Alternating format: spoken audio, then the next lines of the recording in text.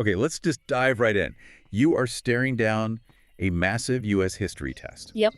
The topic is imperialism. And I'm guessing there's some terrifying essay question looming about how the United States went from, minding its own business to suddenly owning islands halfway across the world. In just a few years, too. It's a really dramatic shift. It is. And if you're trying to ace that test, think of this deep dive as your cheat sheet.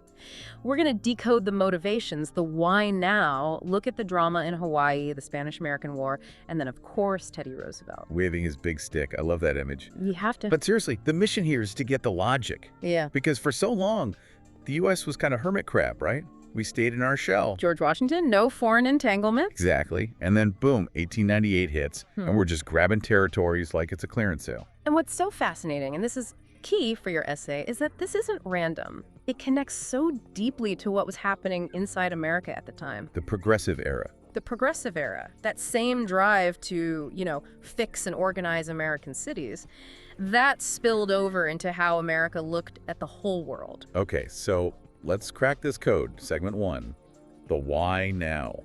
Why did we suddenly decide to leave the house in the 1890s? Well, you have to set the scene. It's the late 1890s. We've just gone through this massive industrialization. We're making everything. Steel, textiles, you name it. And we have a problem that sounds like a good problem. It sounds great, but it's actually dangerous. A surplus. Too much stuff. Way too much stuff. American factories were producing more than American citizens could possibly buy.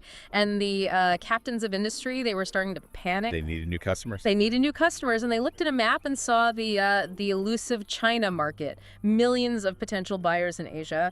But to get there... You need a path. So it starts with the wallet. Economic. It almost always starts with economics. But there's a psychological piece to this, too. Have you heard of the frontier thesis? Oh, yeah. Frederick Jackson Turner. That's the one. So in 1893, Turner announces that the American frontier is officially closed. The Wild West is gone. And he argued that the frontier was what made Americans, American. It made us tough, innovative, all of that. Exactly. So if the frontier's gone... We're basically having a national midlife crisis. We're afraid we're going to get soft. That is the perfect way to put it. So we have to find a new frontier. We have to look outward.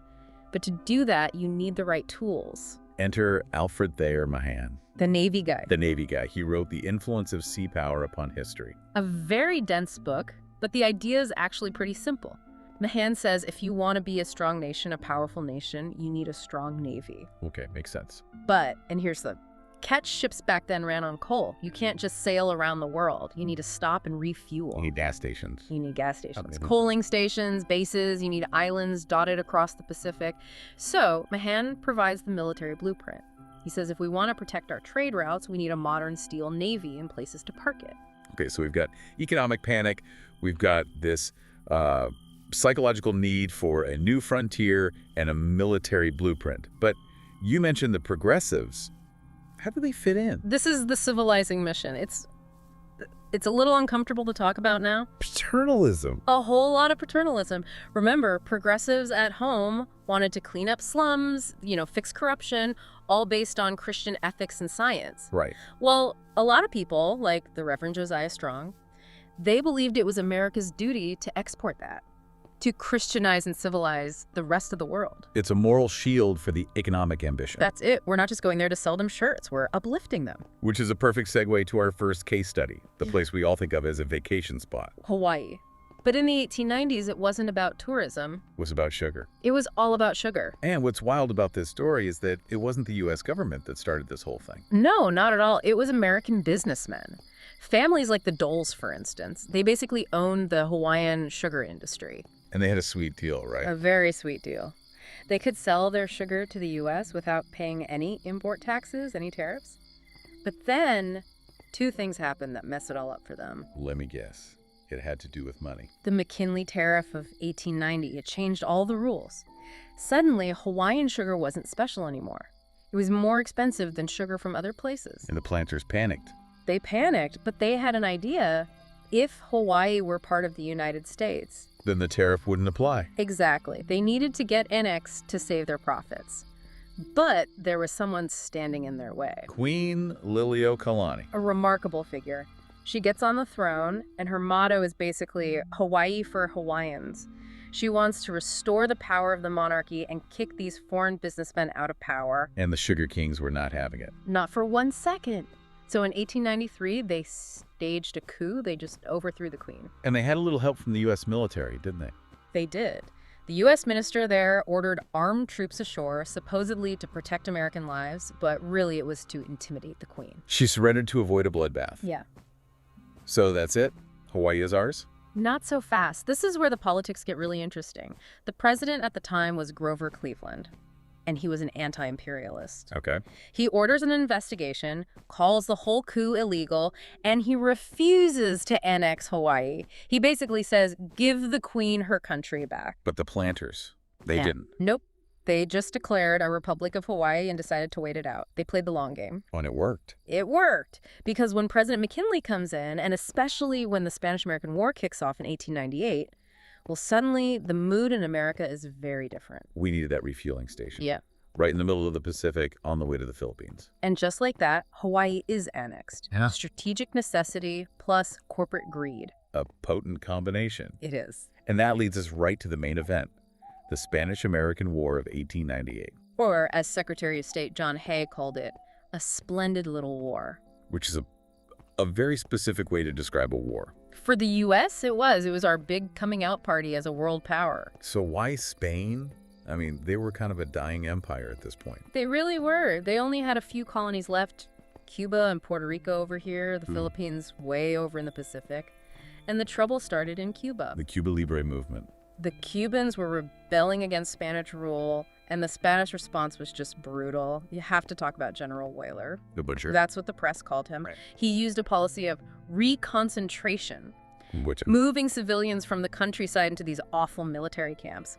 The idea was to keep them from helping the rebels, but the conditions were horrific. disease, starvation. Thousands and thousands died. And this is where the media steps in. We think clickbait is a new thing, but the 1890s had yellow journalism. Oh, William Randolph Hearst and Joseph Pulitzer, they were in a massive circulation war, and nothing sells newspapers like atrocity stories. They weren't just reporting the suffering in Cuba, they were. They were sensationalizing it, manufacturing outrage.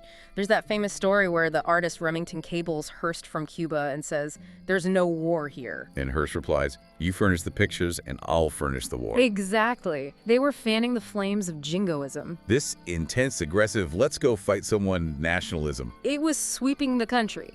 But President McKinley, he was actually reluctant. He'd been in the Civil War. He knew what war was really like. Until something blew up. The USS Maine, February 1898.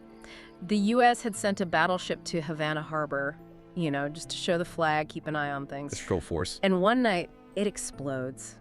Over 260 American sailors are killed. And the headlines were immediate. Remember the Maine. To hell with Spain. Blamed a Spanish mine right away. But here's the thing, and for your test, this is crucial. Later investigations showed it almost certainly was not a mine.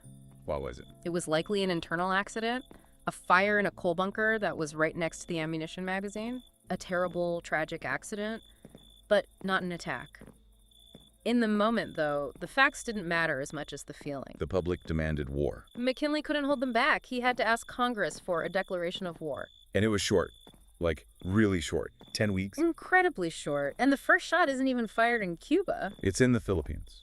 Halfway around the world. This shows you the planning that was already happening. The Assistant Secretary of the Navy at the time was Teddy Roosevelt. Of course it was. And he had already sent a cable to Commodore Dewey in the Pacific saying, if war breaks out, you hit the Spanish fleet in Manila. Which he did.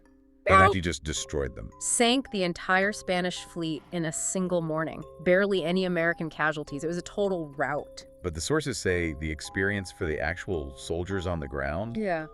that was a lot messier. Oh, absolutely. The army was not ready. They were sent to Cuba in wool uniforms in the tropics. The food was terrible. They were eating tainted meat. Way more American soldiers died from malaria, yellow fever, and food poisoning than from Spanish bullets. But in the end, we win. Spain gives up. And now we're at the negotiating table. The Treaty of Paris. And America goes shopping. We get Puerto Rico, we get Guam, we buy the Philippines for $20 million. And Cuba. Cuba gets to be independent. Sort of. Sort of is the key phrase. We had passed something called the Teller Amendment before the war, promising we wouldn't annex Cuba. Right. But after the war, we forced them to add the Platt Amendment to their new constitution. Which said what? It basically said, you're free, but the U.S. can intervene in your country whenever we want, and also we get to keep a naval base at Guantanamo Bay. So independence with a whole lot of strings attached. A whole lot. But the Philippines, that was the real controversy. That wasn't a splendid little war. That was a tragedy. Because the Filipinos, led by Emilio Aguinaldo, they thought we were there to liberate them. They did. They had been fighting the Spanish for their own independence.